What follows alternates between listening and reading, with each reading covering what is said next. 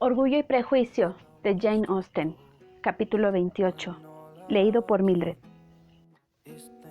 Todo lo que vio Elizabeth al día siguiente era nuevo e interesante para ella, y tenía el ánimo en un estado de deleite, pues había visto a su hermana con tan buen aspecto que había perdido todo temor por su salud, y la perspectiva de su viaje de placer al norte era una fuente constante de placer. Cuando dejaron la carretera principal para tomar el camino de Hunsford, todos los ojos buscaban la casa rectoral, esperando que surgiera a la vista a cada curva. A un lado tenían la cerca del parque de Rosings. Elizabeth sonrió al recordar todo lo que había oído contar de sus habitantes. Por fin quedó a la vista la casa rectoral, el jardín que descendía hasta el camino, la casa en el centro, la cerca de estacas verdes y el seto de laurel. Todo ello anunciaba que estaban llegando. Aparecieron a la puerta el señor Collins y Charlotte, y el carruaje se detuvo ante el pequeño portón por el que se accedía a un caminito de gravilla que llegaba hasta la casa. Entre los saludos con la cabeza y las sonrisas de todos, al cabo de un momento se apearon todos a la silla de postas y expresaron su regocijo por verse. La señora Collins dio la bienvenida a su amiga con el más vivo placer, y Elizabeth se alegró todavía más de haber ido cuando vio que la recibían con tanto afecto. Notó al instante que el matrimonio no había cambiado los modales de su primo. Tenía la misma corrección formal de antes, y la detuvo varios minutos ante el portón preguntándole por toda la familia. Después, sin más retraso que el que causó a él señalar lo bonita que era la entrada, se les hizo pasar a la casa, y en cuanto estuvieron en el salón, les dio la bienvenida por segunda vez, con formalidad ostentosa, a su humilde morada, y repitió con precisión todos los ofrecimientos que hacía su esposa de servirles algún refrigerio. Elizabeth estaba preparada para verlo en toda su gloria, y no pudo menos de imaginarse que, al exhibir las buenas proporciones de la sala, su aspecto y sus muebles, se estaba dirigiendo a ella de manera peculiar, como para darle a entender lo que se había perdido al rechazarlo. Sin embargo, aunque todo parecía aseado y cómodo, no pudo darle el gusto de soltar ningún suspiro de arrepentimiento. Antes bien, miraba a su amiga asombrada de que pudiera tener un aire tan alegre con tal compañero. Cuando el señor Collins parecía algo de lo que su esposa pudiera avergonzarse razonablemente, cosa que sucedía no pocas veces, desde luego, Elizabeth volvía la vista involuntariamente hacia Charlotte. Percibió en una o dos ocasiones un leve sonrojo, pero en general Charlotte tenía la prudencia de no oírlo. Después de pasar sentados un rato suficiente como para que admiraran todas las piezas del mobiliario, desde el aparador hasta la pantalla de la chimenea, para que dieran una crónica de su viaje y de todo lo que les había pasado en Londres, el señor Collins los invitó a que se dieran un paseo por el jardín, que era grande y bien distribuido y que cuidaba de él mismo. Trabajar en aquel jardín era uno de los placeres más notables, y Elizabeth admiró el control de semblante con que habló Charlotte de lo sano que era aquel ejercicio, y reconoció que le animaba a practicarlo todo lo posible. Allí, guiándolos por todos los caminos principales y secundarios, y casi sin dejarles tiempo para pronunciar las alabanzas que les pedía, el señor Collins les señaló cada uno de los paisajes con una minuciosidad que dejaba atrás por completo la belleza. Era capaz de enumerar los prados que se veían en todas las direcciones y de decir cuántos árboles había en el bosquecillo más lejano. Pero entre todos los paisajes de que se podía apreciar su jardín o la región o todo el reino, ninguna podía compararse con la vista de la casa de Rosings, que podían atisbar por un claro que había casi delante de la casa rectoral, entre los árboles que rodeaban la finca.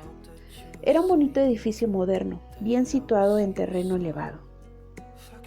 Desde su jardín, el señor Collins quiso llevarlos a ver sus dos prados, pero las señoritas no llevaban zapatos para afrontar los restos de la escarcha y se volvieron, mientras lo acompañaban Sir William, probablemente contentísima de poder enseñársela sin la ayuda de su marido. Era bastante pequeña, pero bien construida y adecuada, y todo estaba organizado y dispuesto con una pulcritud y consistencia que Elizabeth atribuyó por entero a Charlotte. En realidad, cuando era posible olvidar al señor Collins, había en toda la casa un aire de mucha comodidad, y en vista de que Charlotte lo disfrutaba claramente, Elizabeth supuso que debía de olvidarlo con frecuencia. Ya se había enterado de que Lady Catherine seguía en la región. Se volvió a hablar de ello durante la comida, cuando intervino el señor Collins, que observó: «Sí, señorita Elizabeth, tendrá usted el honor de ver a Lady Catherine de Bourgh el domingo que viene en la iglesia, y no es preciso que le diga que quedará usted encantada con ella. Es toda afabilidad y condescendencia, y no me cabe duda de que la honrará prestándole alguna atención cuando haya concluido el servicio religioso. Apenas dudo en afirmar que hará extensiva a usted y a mi cuñada María todas las invitaciones con que nos honre durante su estancia aquí. Se porta con mi querida Charlotte de una manera encantadora. Comemos en Rosings 2 veces a la semana y jamás se nos permite que volvamos a casa a pie. Siempre se pone a nuestra disposición el coche de su señoría. Digo mejor, uno de los coches de su señoría, pues tiene varios. Lady Catherine es, en efecto, una mujer muy respetable y razonable», añadió Charlotte, «y una vecina muy atenta». «Muy cierto, querida. Es exactamente lo que digo yo. Es una mujer con la que toda deferencia es poca». La velada se dedicó sobre todo a repasar las noticias de Hertfordshire y a volver a contar lo que ya habían escrito, y cuando concluyó, Elizabeth tuvo que meditar, en la soledad de su cuarto, sobre el grado de contento de Charlotte, como comprender su modo de dirigir a su marido y a la compostura con lo que lo soportaba. Y hubo que reconocer que lo hacía todo muy bien. También tuvo que prever cómo transcurría su visita, el transcurso tranquilo de sus ocupaciones habituales, las interrupciones molestas del señor Collins y la diversión de sus tratos con la casa de Rosings. Su viva imaginación no tardó en dejarlo todo trazado.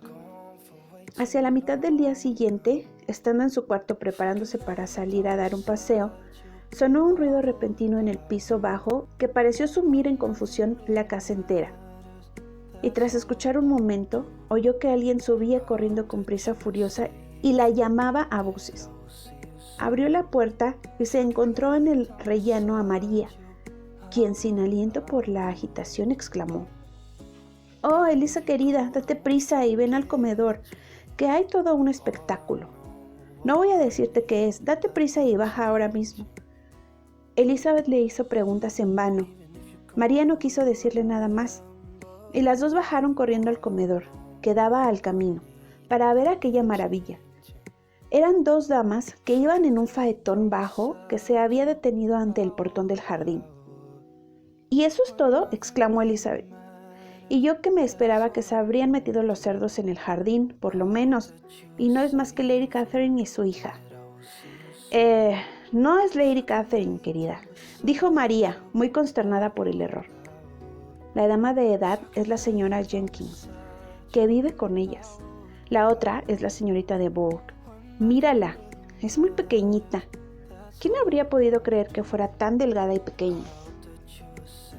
Está cometiendo una grosería abominable al tener a Charlotte al aire libre con el viento que hace. ¿Por qué no entra a la casa? Ah, Charlotte dice que no entra casi nunca.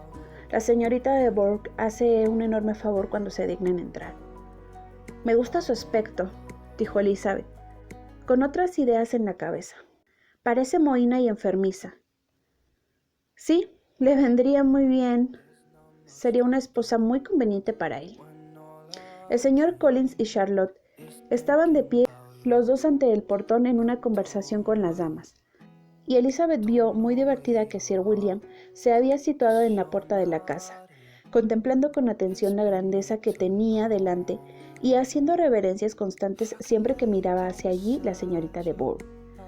Al fin, no quedó nada más que decir. Las damas siguieron su camino y los otros volvieron a entrar a la casa.